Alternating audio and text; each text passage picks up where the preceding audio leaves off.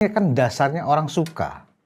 Mas Gibran ini ya, para pendukung Pak Jokowi, para generasi muda, ya, generasi yang seumur dari antara 17 sampai 30, ternyata ya banyak juga yang simpati dan menaruh harapan kepada Gibran Rakabuming Raka karena dikenal ya sepak terjangnya Mas Gibran dari wali kota, dari sekarang menjabat wakil presiden, tidak banyak bicara tapi melakukan eksekusi di lapangan tanpa banyak bicara tapi melakukan eksekusi.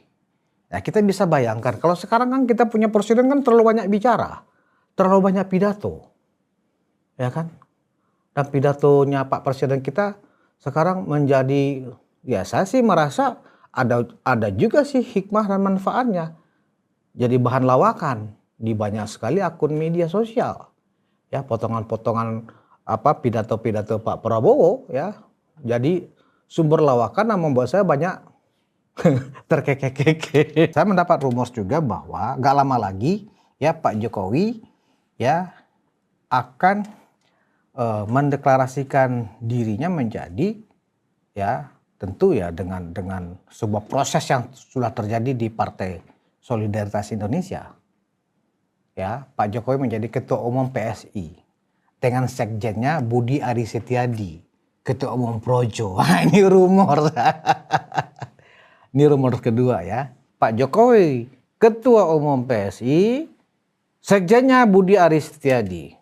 Otomatis artinya apa? Kalau rumor itu terlaksana atau benar menjadi sebuah skenario yang disusun oleh orang-orang PSI dan Projo, saya nggak tahu ya. Ya, setidaknya Projo yang sudah menjadi ormas saat ini ya, yang punya ribuan anggota, yang punya cabang di seluruh Indonesia akan merapat ke PSI. Gitu? Nah, artinya dengan demikian murni seluruh instrumen relawan-relawan Pak Jokowi, seluruh relawan-relawan Gibran ya akan merapat ke PSI. Ini satu keuntungan tentunya buat PSI.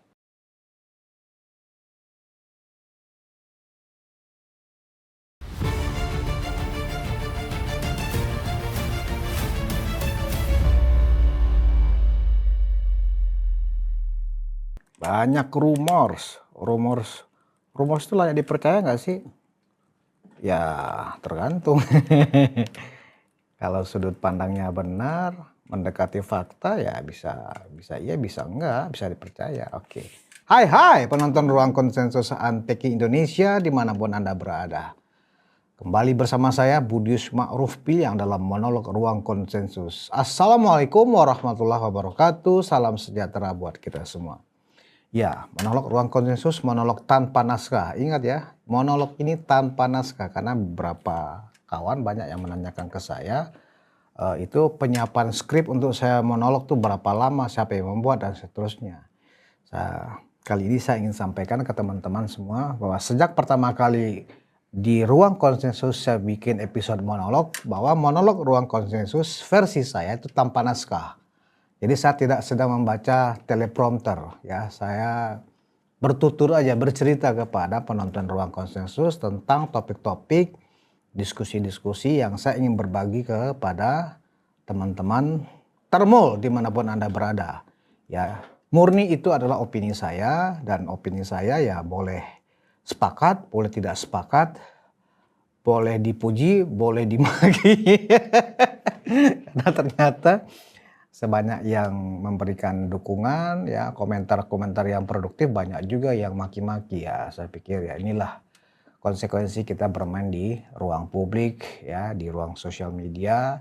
Siapapun boleh mengekspresikan pikirannya. Nah, cuman sayangnya salah satu kelemahan di sosial media adalah kita tidak bisa mendeteksi, apalagi orang-orang yang kita nggak kenal ya kan. Akun-akunnya itu kan basisnya kan berdasarkan alamat email. Sementara kan alamat email itu kan boleh disumirkan atau disamarkan dengan nama-nama yang nggak jelas, yang kita nggak tahu, ya kan. Nah, tetapi makanya di antara banyak komentar, saya baca komentar-komentar di kanal ini, ya kan, di kanal Zulfan Lindan Unpacked Indonesia, khususnya di rubrik saya di Ruang Konsensus, tapi saya hanya sekedar membaca ya, dan respon saya adalah akan mencoba menindaklanjuti hal-hal yang positif di episode-episode berikutnya. Oke, itu penjelasan saya tentang apakah monolog Ruang Konsensus itu adalah pakai naskah, pakai skrip, atau tanpa naskah. Jawabannya adalah selama ini tidak pernah pakai naskah. Karena saya bukan pembaca berita. Kecuali baca berita. Itu mutlak pakai naskah. Kalau di televisi namanya teleprompter. Ya. Baik. Episode kali ini saya akan mendiskusikan ke teman-teman penonton Ruang Konsensus. Ada 2 rumors. Ya, tadi kan saya buka ini kok sekarang banyak rumors ya. Nah, rumors, yang namanya rumors itu kan kabar nggak jelas tapi diperbincangkan. Tidak jelas sumbernya, tidak jelas akurasi kebenarannya. Tetapi kalau saya pikir rumors yang saya akan sampaikan ini ada 2. Rumors pertama tentang ada skenario akan memasangkan Mas Gibran dengan Kang Deddy Mulyadi untuk Pilpres 2029. Sebenarnya saya nggak suka dengan rumors ini, karena rumor soalnya. Ya kan, rumors itu kalau bahasa gaulnya emak-emak itu gosip. Makin digosok makin asik kan, itu gosip kan gitu ya. Nah, sebenarnya saya nggak suka dengan rumors, tetapi kalau rumors ini kalau benar terjadi saya suka. Walaupun dalam beberapa kesempatan di monolog Ruang Konsensus saya menjelaskan bahwa sampai 2029 tidak ada pernyataan resmi dari Mas Wapres Gibran bahwa Gibran akan maju capres. Enggak, Gibran hanya fokus bagaimana menyelesaikan tugasnya sampai 2029. Tapi yang meminta Gibran maju atau tidak maju itu nanti bukan dari Gibrannya tentu, tapi pasti dari keinginan masyarakat. Ya, manakala memang secara opini ya bergelombang nanti pada saat 2028 ya, pada saat pendaftaran capres ya, itu ternyata memang nama Gibran itu layak untuk dipentaskan menjadi capres, tentu Mas Gibran bisa berubah pikiran ya. Nah, apalagi dipasangkan dengan Kang Deddy Mulyadi yang dianggap selama ini dituduh ya sebagai gubernur ngonten, kan begitu. Tetapi lepas dari apakah Kang Deddy itu seorang gubernur ngonten atau tidak, yang jelas ya masyarakat Jawa Barat setidaknya menyukai Kang Deddy ya. Di dalam proses demokrasi kita, dalam sistem election kita ya, kita tidak bisa ya menihilkan atau menegasikan lah ya, bukan menegasikan bahwa pemilihan presiden langsung itu memang persoalan emosional ya, apalagi seluruh pemilih kita yang mungkin jumlahnya untuk Pilpres 2029 itu mungkin sudah mencapai 150 juta barangkali ya kan, meningkat pasti karena banyak pemilih pemula, khususnya dari pemilih pemula itu berarti yang baru pertama kali punya hak dan kesempatan untuk memilih dalam pemilihan umum dan pilpres. Nah, kalau misalnya pemilih dalam konsep pemilihan presiden langsung ya, orang itu lebih cenderung memilih karena suka, bukan karena wah dia IQ-nya misalnya 158 misalnya. Oh dia adalah seorang orang yang punya harta kekayaan 10 triliun. Enggak seperti itu ya. Oh itu orang gelarnya berderet dari profesor, doktor, master, waduh macam-macam. Enggak seperti itu. Masyarakat itu memilih karena suka. Suka itu kan dibentuk karena persepsi. Persepsi itu muncul karena penilaian-penilaian yang kemudian sering terlihat ya, dilihat secara audio dan video. Apalagi kan sekarang kita tahu seperti YouTube yang kita tonton bersama saat ini adalah media audio video ya. Satu-satunya media audio video yang memungkinkan durasi panjang ya YouTube. Sementara untuk yang durasi pendek banyak platform sosial media lainnya yang bisa menampung banyak ekspresi dan cerita dari para pemilik akun. Ada misalnya TikTok ya, ada misalnya Reel di Instagram, di Facebook ya, dan Snack atau apapun lah ya. Dan itu adalah media audio video. Nah, persepsi itu muncul ya karena kreativitas dari masing-masing orang ketika bagaimana misalnya seorang Budi Ma'ruf Piliang dipersepsikan dengan dengan misalnya dengan berbagai macam kegiatan-kegiatan sosial saya seandainya saya menjadi tokoh seperti itu ya kan, masalahnya kan saya bukan tokoh. Nah, anggaplah kita alamatkan contoh itu kepada Gibran. Gibran saat ini adalah seorang wakil presiden ya yang juga sekarang dikuyo-kuyo nih soal ijazah SMA dan seterusnya, tapi itu saya pikir nggak akan signifikan ya. Itu hanya riak-riak yang hanya mengganggu, ya cubit-cubit manis saja, ya kan. Dari zamannya forum Purnawiran TNI, ya kan, yang mencoba memakzulkan Mas Gibran juga sampai sekarang kan nggak jelas. Sekarang ada lagi yang seorang profesor yang lagi pansos juga, ya, yang membuat sayembara ya untuk membuktikan, coba lihatkan ijazah SMA aslinya Mas Gibran, ya kan itu pansos. Artinya dibangunlah segala macam cerita yang membuat persepsi buruk ya oleh publik kemudian sampai ke Mas Gibran. Nyatanya kan itu nggak berpengaruh. Nah, jadi kembali kepada rumors bahwa 2029 tidak menutup kemungkinan ya Gibran katanya akan berpasangan dengan Kang Deddy Mulyadi. Ini rumors ya, saya nggak matang ini berita, ini rumors. Tapi rumors itu saya sepakati. Ini keren ini, gitu loh. Nah, terlepas dari kinerja masing-masing, ini kan dasarnya orang suka. Mas Gibran ini ya, para pendukung Pak Jokowi, para generasi muda, ya, generasi yang seumur dari antara 17 sampai 30, ternyata ya banyak juga yang simpati dan menaruh harapan kepada Gibran Rakabuming Raka karena dikenal ya sepak terjangnya Mas Gibran dari wali kota, dari sekarang menjabat wakil presiden, tidak banyak bicara tapi melakukan eksekusi di lapangan tanpa banyak bicara tapi melakukan eksekusi. Nah, kita bisa bayangkan kalau sekarang kan kita punya presiden kan terlalu banyak bicara, terlalu banyak pidato, ya kan? Dan pidatonya Pak Presiden kita sekarang menjadi, ya saya sih merasa ada juga sih hikmah dan manfaatnya. Jadi bahan lawakan di banyak sekali akun media sosial, ya potongan-potongan pidato-pidato Pak Prabowo, ya jadi sumber lawakan yang membuat saya banyak terkekeh-kekeh. Contoh masalah honor atau upah kupas bawang per kilo 700.000. Banyak sekali lucu-lucuan ya, kreativitas para konten kreator ya dalam membuat lawakan-lawakan seputar itu. Ya, juga tentang kalau ada rakyat yang lapar saya yang bertanggung jawab. Itu juga banyak juga jadi bahan lucu-lucuan. Ya. Artinya apa? Sebenarnya untuk menjadi seorang presiden itu tidak perlu banyak bicara. Ya, yang penting itu banyak bekerja. Ya, merapikan pasukannya di kabinet, mengontrol apa kerja kabinet, ya. Kalau toh banyak misalnya acara-acara seremonial, ya karena Indonesia penuh dengan seremonial setiap hari, ya datang saja ke hari-hari yang dianggap presiden datang menghadiri satu acara, ya.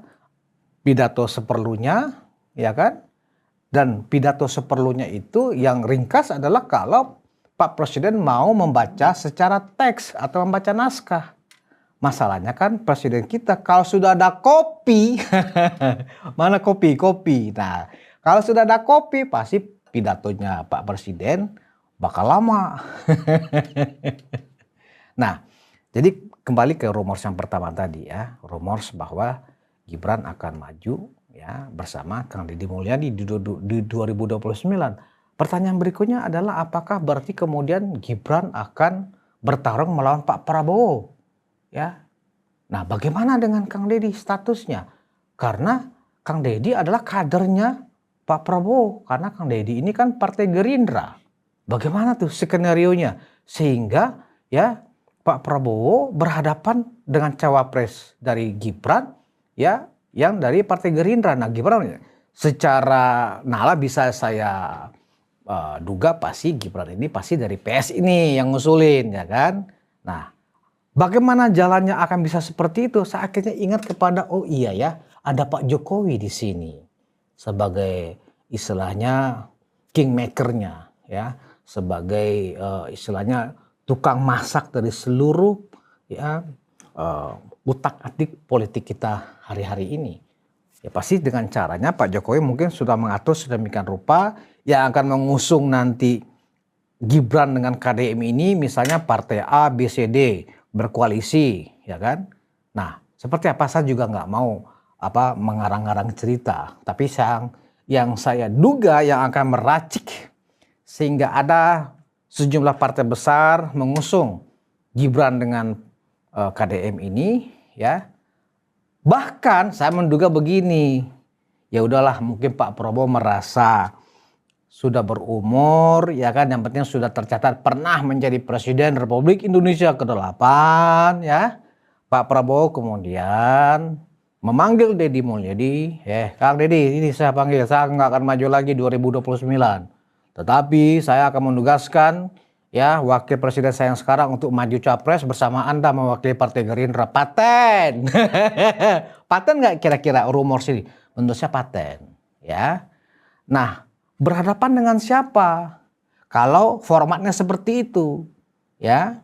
Kalau formatnya seperti itu, dugaan saya akan berhadapan lagi dengan seperti yang terjadi di 2024. Yaitu kelompoknya Anies mungkin akan mengusung Anies kembali, ya kan? Dan ya kelompoknya PDI Perjuangan. Nah, kalau misalnya itu yang terjadi, komposisinya kan jadi manis nih. Artinya pertarungan Pilpres 2024 ya versi kedua berlanjut di 2029, cuman ganti pemain. Ya, kalau di 2024 pasangannya Prabowo Gibran mungkin ya masih didukung oleh Gerindra juga, ya, masih didukung Golkar juga, misalnya masih didukung juga oleh misalnya PAN juga dan sejumlah partai lainnya bersama PSI.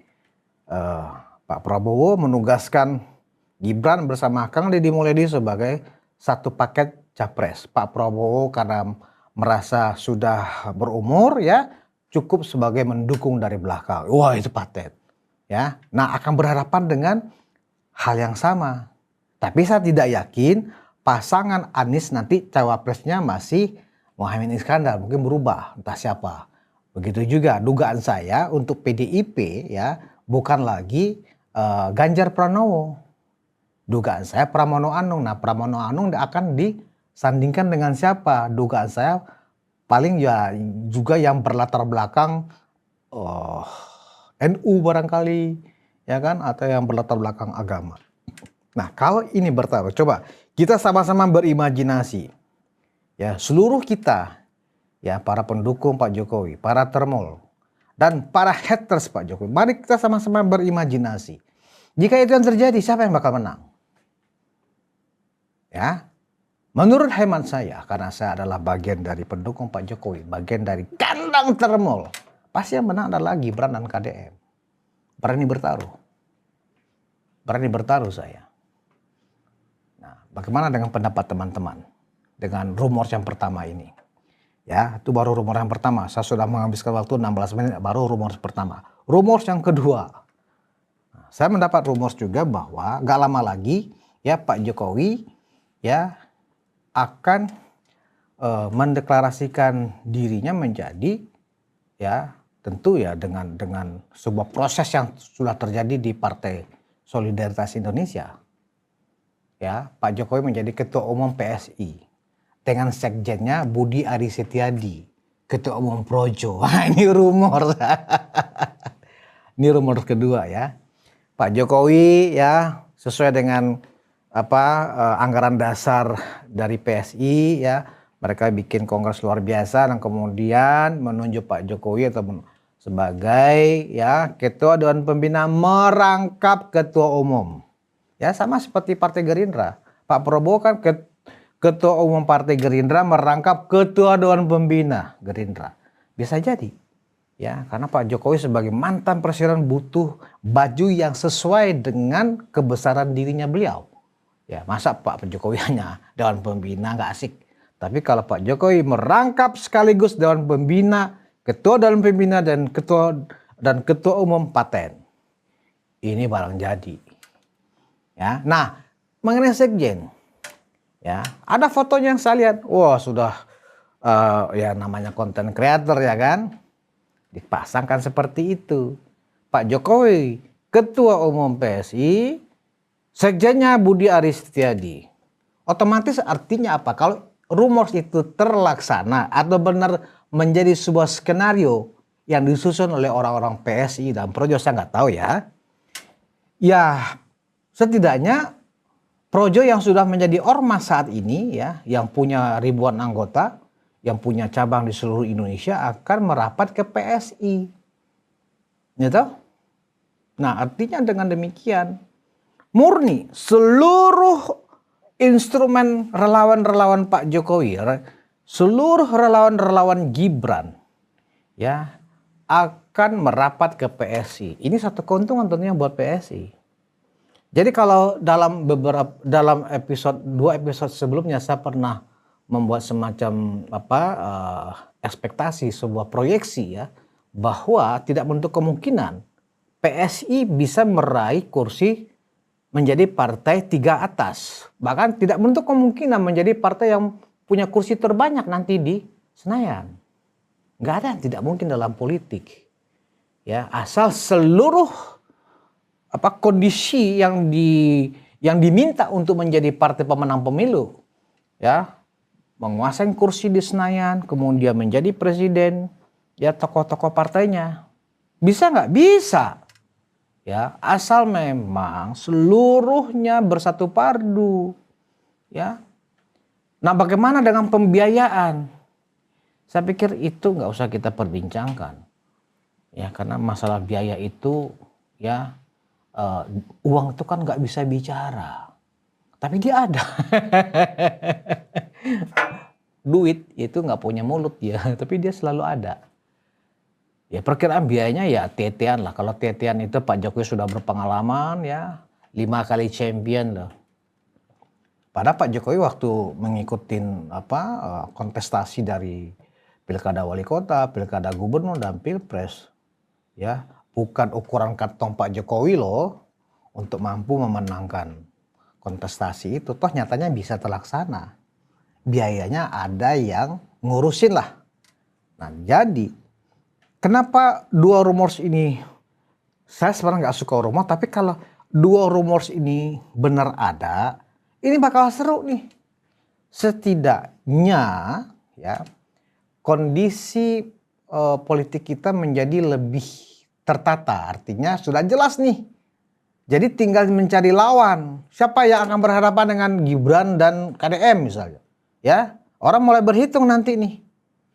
Mau menjadi teman atau menjadi lawan ya dengan 2 kubu ini. Ya, partai-partai yang ada di kabinet sekarang misalnya. Pasti berpikir 2 kali. Mau menjadi teman atau menjadi lawan untuk Pilpres 2029 kalau Gibran mendapat mandat, mendapat tugas ya dari Pak Prabowo misalnya.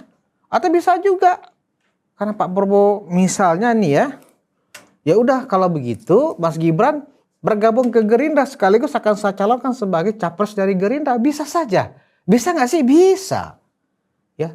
Tapi kemungkinan untuk tidak bisanya ya bisa juga. Namanya kan probabilitas itu kan kita bicaranya 50-50, 50-50. Saya tidak mau membicarakan sebuah proyeksi yang sifatnya negatif. Ya, karena kita harus membangun aura yang positif.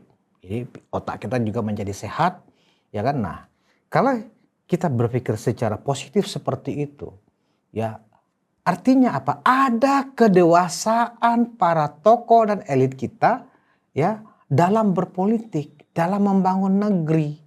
Jadi tidak lagi mengedepankan kepentingan-kepentingan ego diri sendiri, kepentingan partai diri sendiri, ya, untuk misalnya menjadi orang penting di Republik ini. Tapi ada sebuah transformasi bahwa yang penting adalah bagaimana 2045 kita bisa merealisasikan yang disebut dengan Indonesia emas. Ya, Indonesia dengan pertumbuhan ekonomi yang bisa mencapai 2 digit. 2 digit itu maksudnya adalah lebih dari 10%. Kalau sekarang kan kita masih di bawah 2 digit, masih 1 digit. Ya, masih kisaran 5-6%. Nah, kalau menuju 2045, 19 tahun lagi, ya. Misalnya kemudian 2029, tongkat estafet yang ternyata hanya 1 periode. Pak Prabowo kemudian secara matang, secara kedewasaan berpolitik, Gibran gabung ke Gerindra misalnya, ya kan kita nggak tahu. Tadi kan saya bilang di yang pertama, di cerita yang pertama Gibran diusung oleh PSI, tapi bisa saja Gibran deal, negosiasinya Pak Jokowi dengan Pak Prabowo deal, oke. Saya akan dukung Gibran kalau Gibran bergabung ke Gerindra. Entah sebagai ketua umum kah atau apa. Ya pasti sebagai ketua umum Gerindra. Ya. Pak Prabowo sebagai ketua dan pembina. Jadi sama aja formatnya. Tinggal di struktur cawapresnya masuk orang Gerindra. Jadi Gerindra. Seru. Ya kan? Nah, artinya apa? Flexibility, apakah Gibran nanti ada di PSI, ada di Gerindra, itu nggak terlalu penting, ya. Tetapi untuk kepentingan perolehan kursi masing-masing partai, karena selain Pilpres juga ada pemilu legislatif, tentu hitungan-hitungannya ya akan dilihat dari ya bagaimana formasinya. Apakah Gibran gabung ke Gerindra, dampak electionnya bagi caleg-caleg Gerindra akan lebih bagus atau biasa saja atau justru terjadi penurunan. Itu paling kalkulasi-kalkulasi yang akan diperhitungkan. Tetapi bagi PSI yang pasti, ya kalau formasi ini terjadi, jelas ada lonjakan suara. Tidak benar kata Pak Jokowi, PSI tidak sekedar lolos Senayan, tetapi menjadi sesuatu yang sangat berpengaruh, ya, berperan di parlemen nantinya.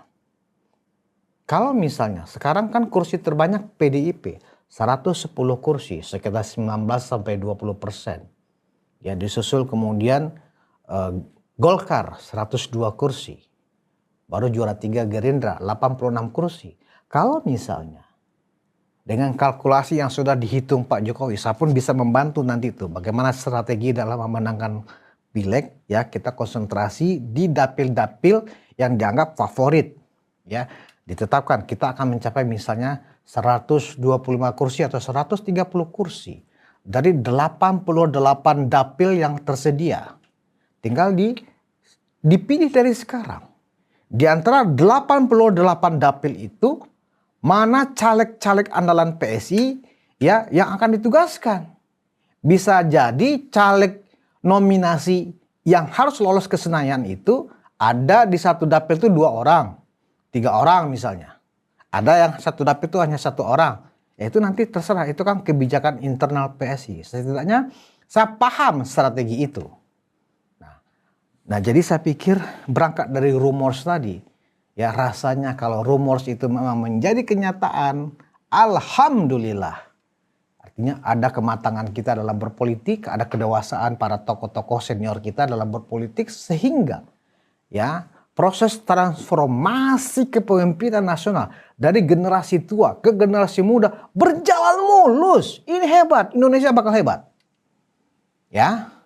Dari sekarang Indonesia sudah mampu tidak saja berdemokrasi tapi juga sudah mampu melakukan transformasi kepemimpinan dari generasi tua ke generasi muda dengan mulus. Saya pikir ini adalah sebuah lompatan besar bagi kita. Ya. Jadi karena itu walaupun ini hanya rumors yang saya respon, tapi kalau rumors itu ternyata bakal membawa kebaikan, ya bakal membawa kesejahteraan bagi rakyat Indonesia, bakal membawa sebuah perbaikan di dalam tata laksana pemerintahan, ya dalam penegakan hukum, ya tentu saya pikir saya setuju rumors ini menjadi kenyataan. Mengenai sekjen PSI, apakah harus Budi Aris Setiadi? Saya enggak. Itu boleh opsional juga. Tetapi kalau itu sekjennya Budi Aris Setiadi yang basisnya adalah sebagai ketua umum Projo, setidaknya Projo sudah punya jaringan di seluruh Indonesia.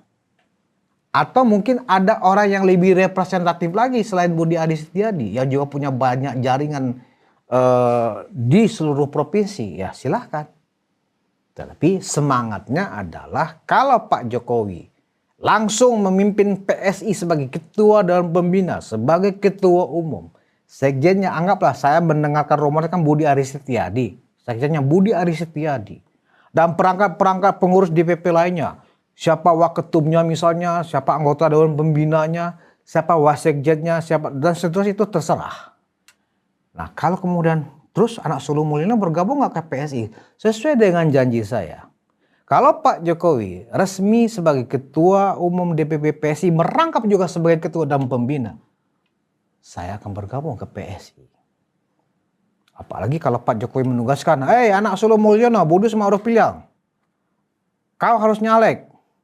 Siap Pak Ketum, pasti akan saya bilang begitu. Itu dulu aja ya yang akan saya diskusikan di akhir pekan ini.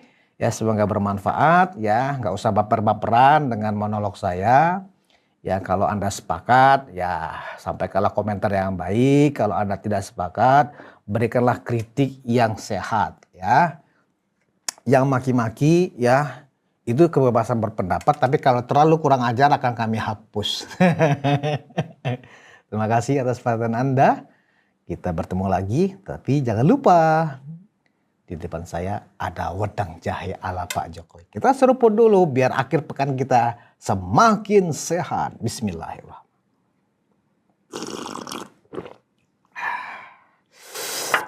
Enak, mantap. Kita bertemu lagi di monolog ruang khusus berikutnya. Wassalamualaikum warahmatullahi wabarakatuh. Salam sejahtera buat kita semua.